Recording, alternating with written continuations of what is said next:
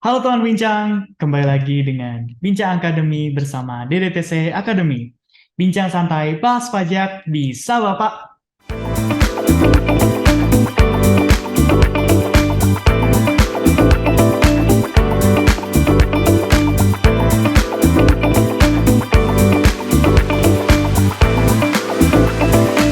Nah, teman-teman di sini ada nggak yang menjalankan bisnis dalam bentuk UMKM?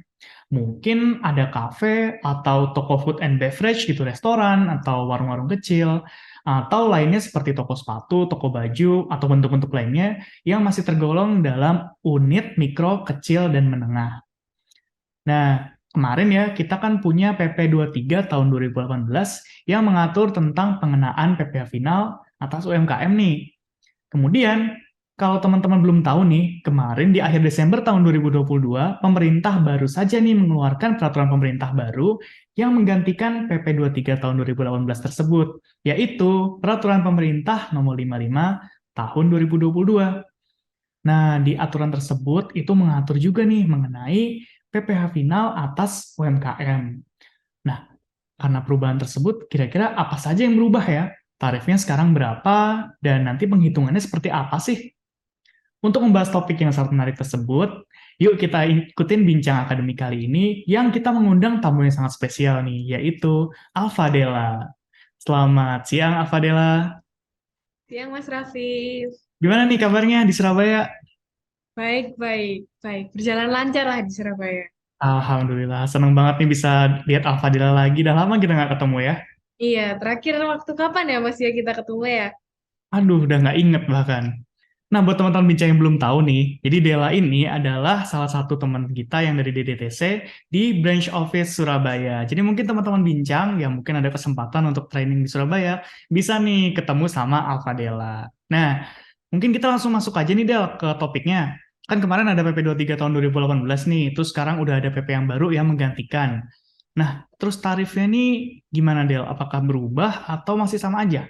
Oke, kalau terkait perubahan dari PP 23 2018 ke PP 55 tahun 2022 itu untuk tarifnya itu tetap Mas di angka 0,5%. Tapi dengan adanya perubahan tersebut, PP nomor 23 tahun 2018 itu sekarang udah dicabut dan tidak diberlakukan lagi. Oke, jadi sekarang kita udah nggak pakai lagi tuh ya PP 23 tahun 2018. Sekarang pakai PP yang ini, tapi alhamdulillah tarifnya tetap ya, Del. Iya, bener banget. Tarifnya tetap. Nah, ini kan kita ngomongin tentang UMKM nih. UMKM itu yang dijadikan dasar pengenaan itu kan eh, peredaran bruto gitu ya. Nah, ini ada nggak sih penghasilan yang nggak termasuk nih dalam penghitungan peredaran bruto untuk penghitungan PPh final ini nih?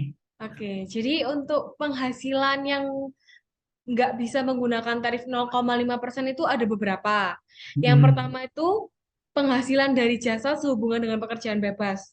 yang Contoh dari bebas. pekerjaan bebas itu tuh kayak tenaga ahli. Tenaga ahli itu contohnya seperti arsitek, konsultan, akuntan, dokter. Kemudian juga artis, musik, terus olahragawan itu juga nggak bisa nih pakai tarif ini. Kemudian ada lagi penghasilan yang diterima oleh wajib pajak yang dari luar negeri, yang pajaknya itu terutang dan sudah dibayarkan di luar negeri.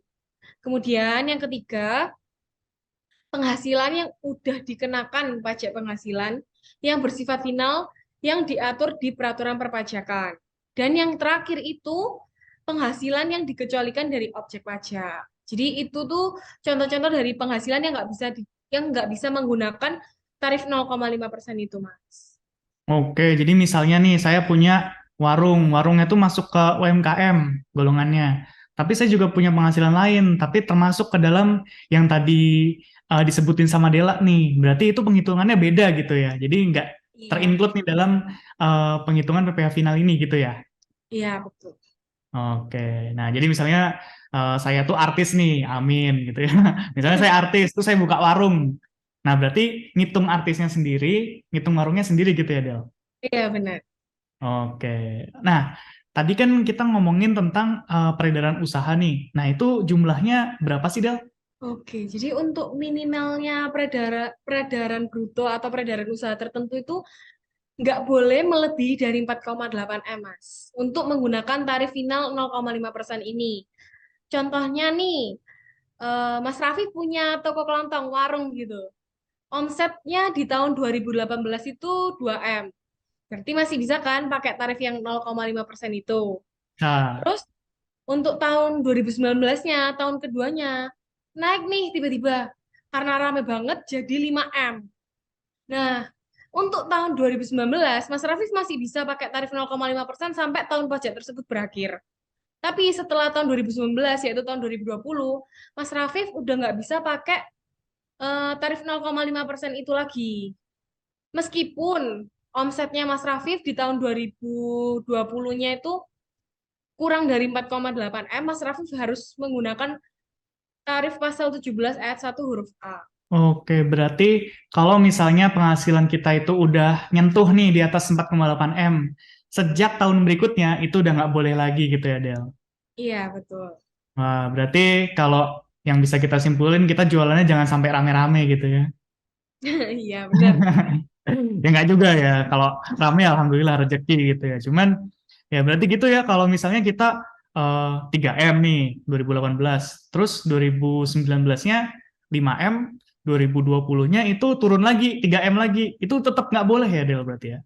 Iya, nggak boleh, Mas. Oke, jadi kalau udah di 1 tahun itu udah melebihi, berarti udah nggak bisa ya teman-teman bincang ya. Nah tadi kan kita ngomongin tentang peredaran usahanya nih, 4,8 M gitu ya maksimal. Nah kalau misalnya wajib pajak atau ya orang yang qualify nih untuk mendapatkan fasilitas CPH final 0,5% ini, itu siapa aja nih Del? Jadi untuk wajib pajak yang bisa memanfaatkan ya tarif 0,5% itu wajib pajak orang pribadi yang pertama. UMKM itu kan termasuk wajib pajak orang pribadi. Kemudian ada wajib pajak badan juga, tapi yang berbentuk koperasi, firma, CV, kemudian PT, serta BUMD. Tapi ingat ya, kalau untuk badan omsetnya nggak boleh lebih dari 4,8 M. Nah, Del, kemarin kan juga ada nih peraturan di sejak Cipta Kerja itu ya. Itu ada yang bentuknya tuh perseroan perorangan. Nah, kalau itu masuk yang mana nih, Del? Boleh nggak dapat Oh, tarif ini?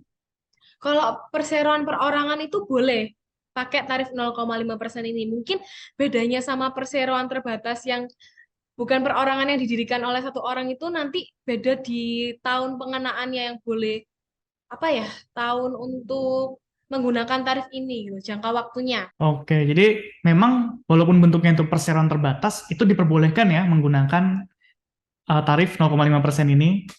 Iya, benar. Oke, mungkin kita lanjut dulu nih ya. Nah, tadi kan yang boleh nih ya, yaitu bentuknya itu boleh orang pribadi, boleh badan. Nah, ada nggak sih yang udah nggak boleh lagi nih?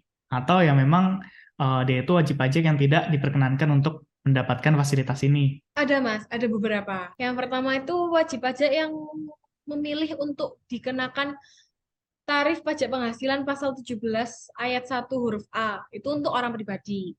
Kalau untuk badan yang memilih dikenakan pajak penghasilan berdasarkan tarif pasal 17 ayat 1 huruf B.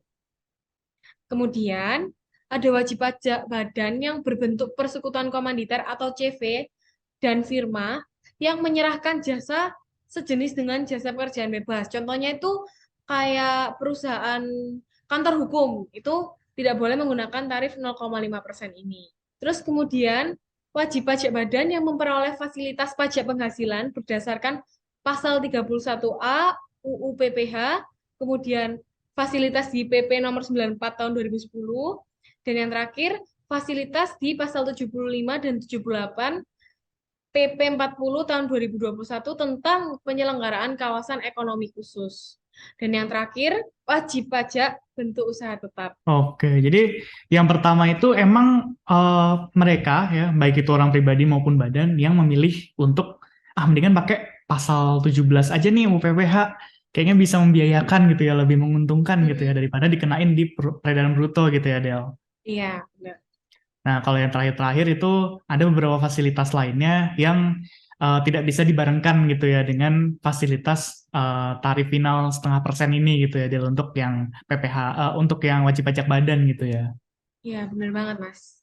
Oke, nah Tadi kan kita udah ngomongin tentang yang boleh dan yang nggak boleh nih. Terus tadi sempat juga Dela itu nyebutin ya, apa ada jangka waktunya nih penggunaannya. Bisa menggunakan tarif ini. Nah, itu berapa lama sih, Del? Oke, jadi kan tadi kan ada orang pribadi, ada badan, terus ada PT juga. Nah, jadi kalau khusus wajib pajak orang pribadi itu maksimal penggunaan tarif 0,5% itu maksimalnya 7 tahun. Jadi cuma boleh selama 7 tahun, nggak boleh lebih dari 7 tahun itu. Lalu untuk wajib pajak badan yang berbentuk koperasi, CV, firma, BUMD, terus perseroan yang didirikan oleh satu orang atau perseorangan itu yang tadi Mas Rafif bahas, itu maksimal 4 tahun. Kemudian untuk wajib pajak badan yang berbentuk perseroan terbatas, itu maksimal penggunaan tarifnya itu 3 tahun. Tapi Mas, untuk wajib pajak orang pribadi badan yang tadi aku sebutin itu, dengan adanya perubahan dari PP 23 ke PP 55 itu nggak mengubah. Kalau misalnya mereka mendirikan 2019 dan mulai menggunakan 2019. Nah, kan orang-orang pasti mikir kalau adanya PP 55 ini gimana ya? Aku tetap kelanjutin ngitung jangka waktunya selama 7 tahun itu dari 2019 atau 2022. Mereka tetap ngitungnya penggunaannya dari awal yaitu di 2019 itu. Ya, sayang sekali. Jadi nggak nge-restart nih ya. Jadi tetap ngelanjutin yang di PP 23 sebelumnya gitu ya. Iya, bener banget. Waduh, ya udah deh. Jadi kalau misalnya teman-teman Bicang semua emang sudah pakai nih fasilitas di PP 23, ya mohon maaf gitu ya. Dimulai perhitungannya itu sejak dulu menggunakan PP 23 tersebut. Gitu ya, Del? Iya, bener Mas Rafif. Oke, nah tadi kan sejauh kita perbincangan ini kayaknya nggak ada yang beda-beda banget gitu ya. Ada nggak sih di PP 55 ini hal yang benar-benar baru nih? Jadi untuk salah satu perubahan yang paling mencolok ya, yang paling terlihat dari peraturan sebelumnya ke peraturan yang sekarang, PP 55 ini tuh di PP 55 udah diatur tentang peredaran bruto yang tidak dikenai pajak untuk wajib pajak orang pribadi dengan omset sampai dengan 500 juta dalam 1 tahun pajak. Jadi, untuk wajib pajak orang pribadi yang omsetnya itu selama 1 tahun belum sampai 500 juta itu, Mas, itu masih nggak harus bayar pajak karena adanya peredaran bruto yang tidak dikenai pajak tadi itu. Dan satu hal ya, Mas, peredaran bruto yang tidak dikenai pajak ini hanya untuk wajib pajak orang pribadi. Oke, jadi ini ada tambahan fasilitas lagi gitu ya. Fasilitas dalam fasilitas yaitu semacam bisa dibilang PTKP gitu ya kali ya. PTKP Iya, untuk yang menggunakan tarif final ini gitu. Berapa tadi Del? 500 juta ya? iya 500 juta, Mas. Oke, jadi kalau misalnya saya itu dalam setahun punya 500 juta, 505 juta rupiah gitu ya peredaran brutonya. Berarti yang dikenakan itu 5 juta rupiahnya aja gitu ya, kali Iya, 5%. Wah, luar betul biasa. banget. Oke, ini sama seperti yang diatur di UHPP kemarin gitu ya. Mm-mm. Nah, Del, eh, tadi kan kita ngomongin tentang perhitungan gitu. Nah, kalau misalnya tentang pelunasan, apakah ada perubahan ketentuan nih, Del? Untuk pelunasan pajak penghasilan yang dikenai PPh final tarif 0,5% itu nggak ada perubahan dari sebelumnya, tetap ada dua cara. Jadi yang pertama itu bisa disetor sendiri oleh wajib pajaknya. Yang kedua itu dipotong atau dipungut oleh pemotong atau pemungut PPh. Tapi untuk cara yang kedua ini terjadi kalau misalnya wajib pajak ini transaksinya sama pemotong atau pemungut pajak yang udah ditunjuk jadi pemotong atau pemungut pajak gitu, Mas. Oh gitu Del. Jadi memang ada apa penghasilan yang dipotong atau dipungut gitu ya. Kalau misalnya ada transaksi dengan pemotong pemungut gitu ya. Nah berarti nanti penghasilan yang sudah dipotong dipungut ini bakal jadi kredit pajak di akhir atau gimana nih? Gitu bukan Del? Eh, Kalau itu kayaknya salah nih, Mas. Jadi untuk pajak penghasilan yang dipotong atau dipungut ini berbeda pengenaannya sama yang kayak biasanya untuk badan itu. Jadi kalau untuk yang ini tuh misalnya Mas Rafif punya toko elektronik. Kita asumsikan peredaran brutonya Mas Rafif itu udah lewat peredaran bruto yang tidak dikenai pajak 500 juta itu yang tadi mirip PTKP itu. Kemudian bulan Oktober penghasilan brutonya atau omsetnya Mas Rafif itu 100 juta. Dari 100 juta, 80 juta itu Mas Raffi bertransaksi sama Dinas Perhubungan Jawa Timur yang merupakan pemotong atau pemungut pajak. Dan 20 juta sisanya itu penjualan ke pembeli biasa. Jadi kalau seperti itu tuh pajak penghasilan final yang dipotong atau dipungut oleh Dinas Perhubungan Jawa Timur itu 80 jutanya tuh 80 juta dikali 0,5% berikan 400.000. 400.000 itu akan dipotong oleh Dinas Perhubungan Jawa Timur. Kemudian untuk 20 jutanya itu gimana ya? Nah, 20 jutanya itu nantinya akan disetorkan sendiri oleh Mas Rafif. Jadi 0,5% dikali 20 juta, berikan 100.000. 100.000-nya itu Mas Rafif setor sendiri. Oh, Kayak jadi gitu. sistemnya proporsi ya. Kalau memang ada penghasilan yang bersamaan dengan pemotong atau pemungut, berarti atas penghasilan tersebut itu yang nyetor mereka. Sisanya yang belum disetorkan gitu, yang transaksi dengan apa namanya, ya biasa gitu ya, bukan pemotong, bukan pemungut, itu kita setor sendiri begitu ya. Iya, benar, Mas. Oke, jadi intinya selisihnya gitu yang kita setorkan seperti itu ya. Nah, mungkin boleh dielaborasi lebih jauh nih, kira-kira nanti penghitungannya itu seperti apa sih, Del? Oke, jadi aku kasih contoh ya. Kalau misalnya Pak Ali itu punya usaha toko kelontong. Omsetnya 1 tahun pajak itu 1,4 M. Terus gimana sih kira-kira perhitungan perpajakannya kalau misalnya udah ada PP nomor 55 tahun 2022 ini. Jadi untuk di bulan Januari, Pak Ali itu punya omsetnya 200 juta. Dan itu kan masih masuk dalam lingkup peredaran bruto yang tidak kena pajak itu kan, Mas. Kan ada 500 juta. Ya, Pakai 200 juta di bulan Januari. Terus di bulan Februari omsetnya 200 juta. Di bulan Februari itu dan Januari, Pak Ali masih belum belum perlu membayar pajak karena masih masuk dalam fasilitas yang namanya peredaran bruto tidak kena pajak itu tadi. Kemudian di bulan Maret, peredaran brutonya Pak Ali itu 100 juta. Nah, itu kan masih masuk ya, 200 tambah 200 tambah 100, 500 kan. Nah, pas berarti sampai Maret ini Pak Ali masih nggak perlu membayarkan pajak gitu atas penghasilan yang atas toko kelontongnya tadi itu. Lalu di bulan April, Pak Ali itu punya omset sebesar 100 juta. Nah, itu kan udah melewati batas peredaran bruto yang tidak dikenakan pajak kan. Berarti Pak Ali di bulan April udah harus membayar pajak atas omsetnya yang 100 juta itu. Jadi 100 juta dikali dengan tarifnya 0,5%, nantinya Pak Ali membayarkan pajaknya yang di bulan April itu 500.000 aja, Mas. Untuk bulan Mei dan selanjutnya itu udah mulai bayar terus. Nah, tapi Mas, dengan adanya PP 55 ini, Pak Ali ini bisa menghemat atau mengurangi beban pajaknya loh. Yang awalnya kalau misalnya 500 juta tadi itu kena kan kalau dikali 0,5% kan 2,5 juta ya. Itu tuh Pak benar. Ali bisa menghemat beban pajak sebesar 2,5 juta itu tadi. Oke, jadi kalau berdasarkan simulasi ini, selama penghasilannya itu dalam setahun ya, selama setahun berjalan itu belum melebihi 500 juta, ya masih belum membayar pajak gitu ya. Jadi nanti kalau udah masuk ke pertengahan tahun gitu, sudah mulai masuk nih ke di atas 500 juta, nah di situ baru kita mulai membayar PPh final gitu ya, Del. Iya, bener banget, Mas. Dihitungnya kumulatif dari awal bulan selanjutnya sampai akhir bulan nanti gitu. Oke, oke. Nah, mungkin sebagai penutup ada closing statement nih dari Dela. Oke, ada Mas. Dengan adanya PP nomor 55 tahun 2022 ini, eh, para UMKM di Indonesia itu aku yakin bisa lebih berkembang lagi dan dapat membantu meningkatkan penerimaan pajak di Indonesia. Apalagi dengan adanya peredaran bruto yang tidak dikenai pajak ini, para UMKM ini bisa memanfaatkan uang yang seharusnya untuk membayar pajak ini untuk meningkatkan mungkin untuk menambah beberapa barang-barang yang perlu dijual dan untuk hal yang lain.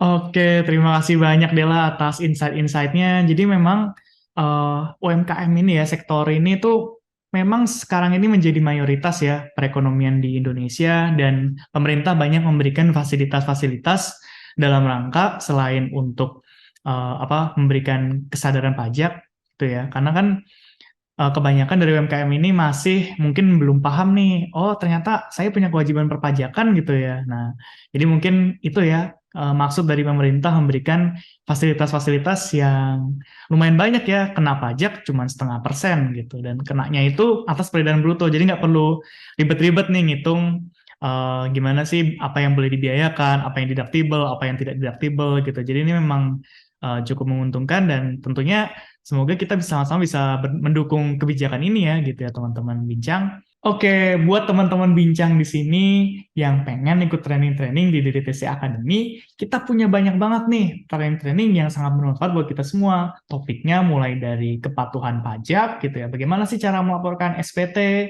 bagaimana sih kita bisa mengelola pajak perusahaan kita agar efektif, dan juga sampai ke topik-topik seperti transfer pricing dan perpajakan internasional. Langsung saja daftarkan diri Anda di academy.ddtc.co.id. Dan juga jangan lupa untuk klik like dan juga subscribe ya. Dan klik tombol lonceng biar tahu ketika DDTC Indonesia mengupload video baru. Terima kasih sudah menonton sampai akhir. Sampai jumpa di kesempatan berikutnya. Bincang santai, bahas pajak, bisa loh Pak.